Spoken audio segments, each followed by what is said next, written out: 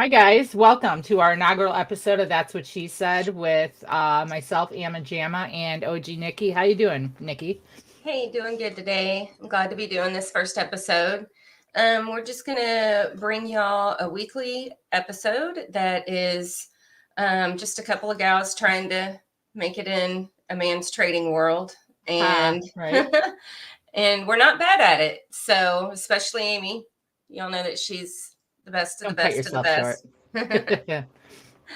Yeah. Let's just get right into it. All right. I kind of wanted to hear like your thoughts on Tesla earnings because that's a big deal coming up today Yeah. after market close, and I wonder where I should look to be in that later.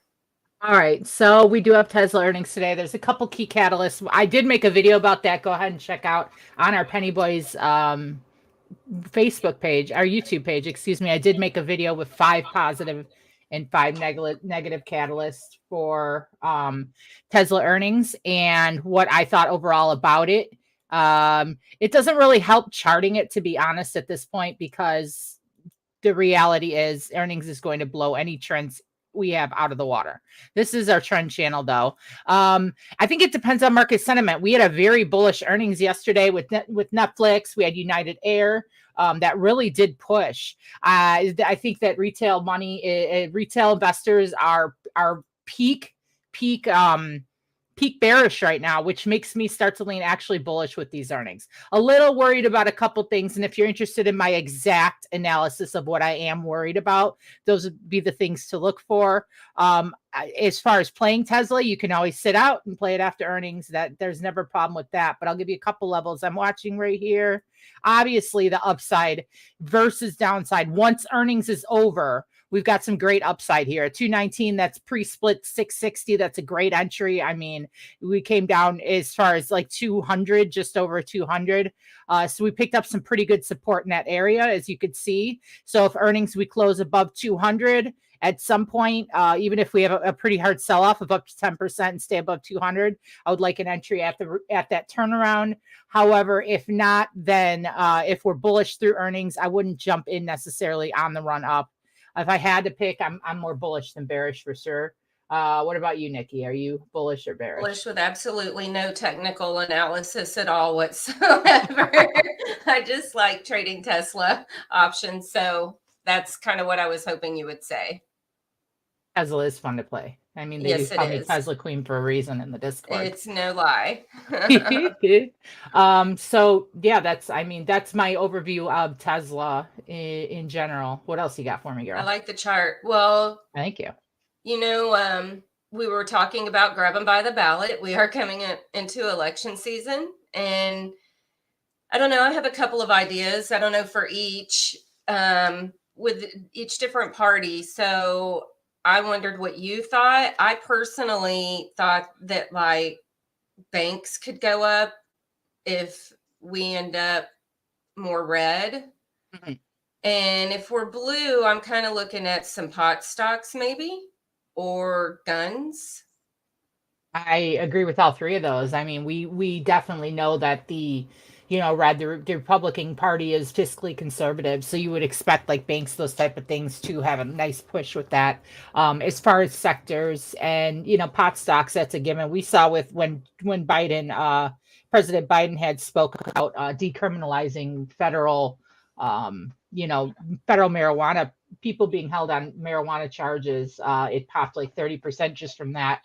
I'm not going to give you exact stocks I'm looking for, but one thing I could suggest is in the Discord, we on our YouTube here next week and the week after, we're going to be releasing a video. One is our top 3 Democratic stocks and our top 3 GOP stocks.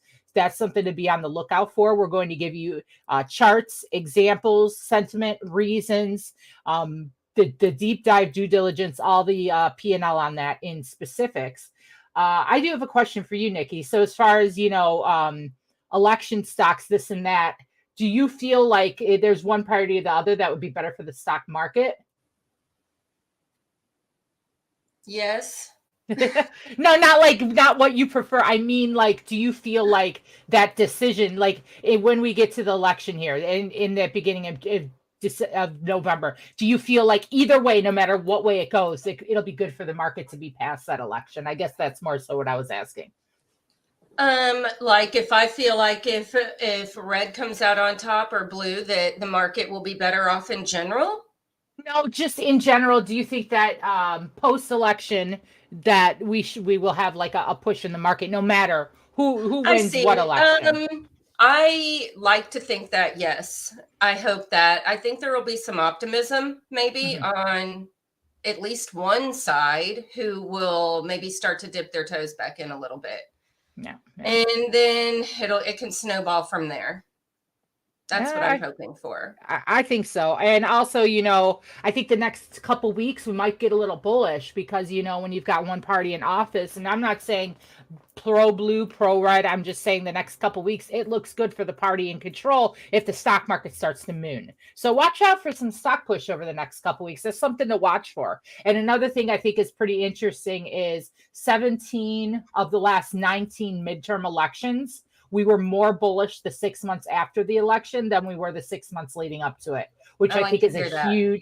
that's a huge thing to consider for sure. Because what that tells us is we've got some hope coming. I think people And feel like they know more what to invest in after that oh, happens. for sure. And It and gives enough, them some oh, kind of direction to move in, and then traders are going to trade. So yep. they'll get back in and make bigger waves. And also another interesting note with that is major stock market bottoms, like bottoming out in the market. More of them have occurred in October than any other month, uh, since 1971. So October is just the month. Now the S&P has risen every single year of the last 19 midterm elections since World War II. And, obviously October has been historically the last worst month since 1971. So I think that combination of both of those is kind of whispering for better days ahead. I hope so. I didn't know that about October specifically. So that's good Yeah, that's information. interesting. Absolutely. So everybody knows, at least I hope they did, at least on the Discord, that we had an opportunity for our members to ask a question of us. And we've collected a couple, and I want y'all to keep sending those to me. I'm OG Nikki in the Discord, and just send me your questions. They can be completely anonymous. But today, the one that we're going to do from Maxter is not anonymous, obviously. So he just said, with your trading, how dark did it get before you saw the light? You guys share so much with us and help us out. How hard was it in the beginning? So I'll kind of start out with that because it was excruciating sometimes for me.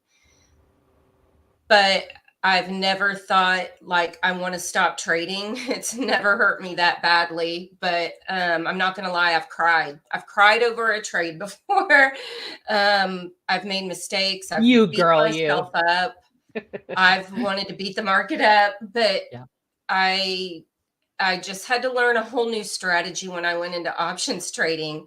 I was doing very well with stocks just alone, and then I fell in love with options, and Mm. they didn't love me as much back. But I had to relearn what self control was first and try to learn that taking small gains, even though I knew options could lead to way bigger gains, that wasn't for me yet because I'm trading with a small account. Everybody knows that. So it requires like very much a plan and self-control, and it got very dark for me sometimes, but you pick yourself up by your bootstraps, as they say, and trudge So, along because I love to trade. What can I yeah, say? yeah.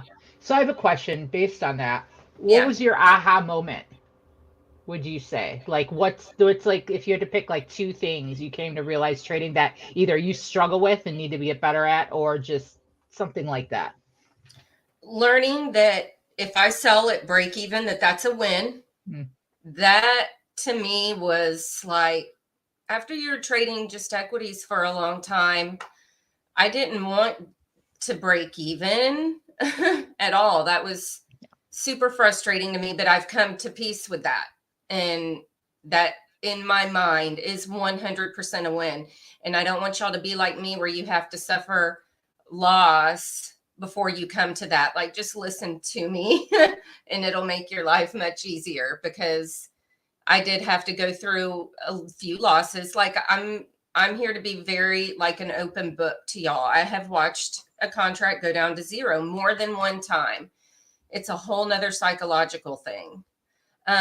So that being one, and honestly, second, which maybe should be number one, is it's okay to take a loss so long as it's within your plan. Your risk reward ratio needs to be on point, or you're not going to get ahead.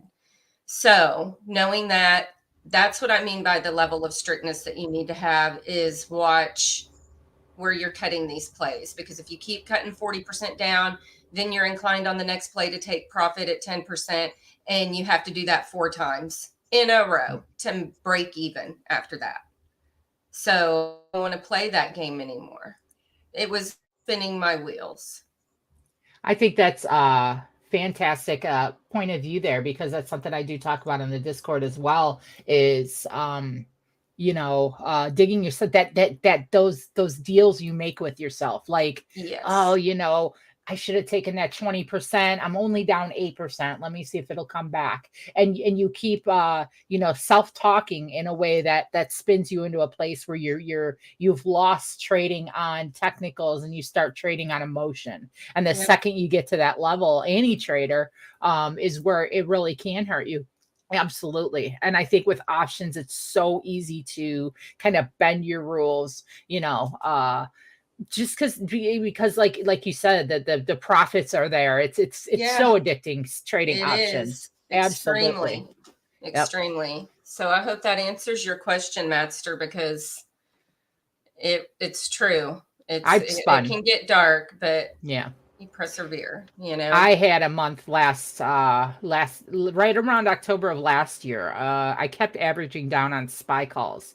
And I don't talk about this too often, but I didn't want to give up on this trade. It has to come up. And honest to God, I think on this day, there's 100 total candles, 88 of them were red. But I'm adding calls. I'm adding calls. I'm adding calls. By the end of the day, I had lost so much money because of my ego, because of getting emotional, making that bad move.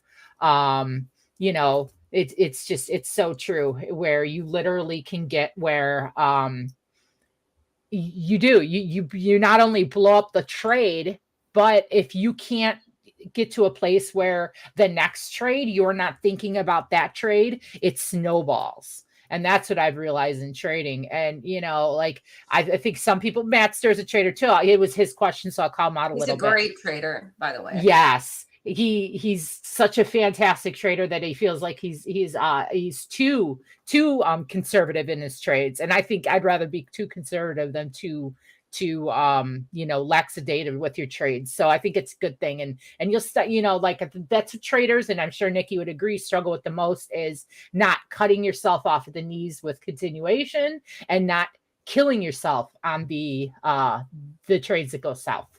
Yep, absolutely. Thank you for sharing that, Patrick. He says he's held a 300% gain to a 50% loss because he was making deals with himself. I've done that. It for sure physically hurts my heart. Like, absolutely. You ask yourself, am I really going to be good at this? And you pick yourself up and do it again tomorrow and you win. Yep.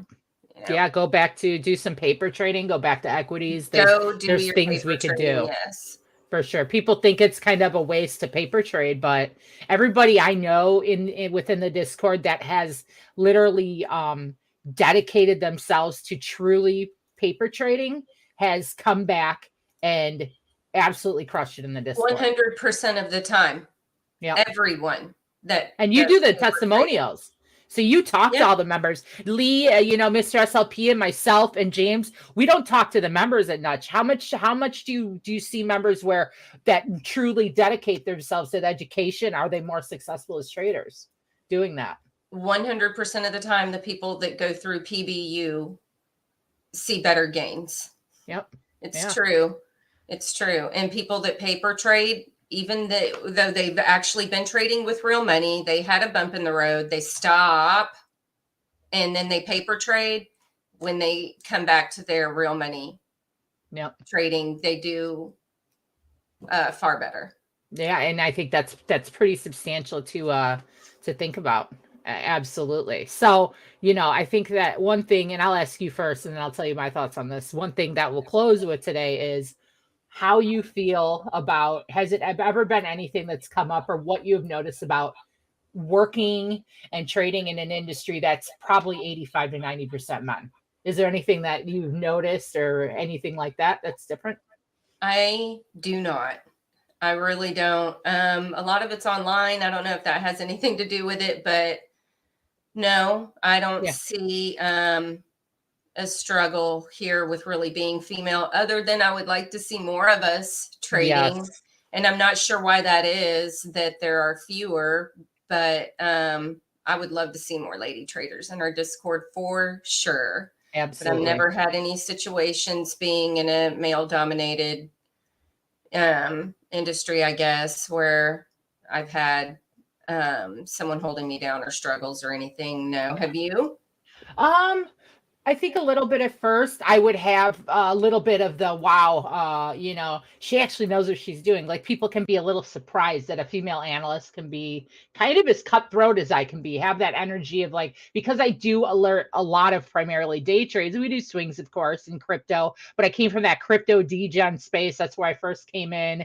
And then day trading, like, you've got to have some gut deep down on these weekly contracts, holding them, trading them, as Patrick would say, BDE, like that's the type of thing you can't be. And that's the biggest thing for me is you just, as an analyst, you got to have a little bit of thick skin there. It's such a rewarding thing. And I think the female side of me, that like, that nurturing side of me, loves helping the members and loves hearing them be successful, this and that. But I will say it's hilarious going into like Weibo comments, and every comment is some guy saying, well, I just made enough money for my wife's boyfriend's, penis enhancement or this or that. Like, just very male oriented chatter. And that does make me laugh though. Chuckle. Yeah, yeah. So, well, yeah, I don't know what else you got, Nikki. You got Two anything? more things I would like to Okay. mention.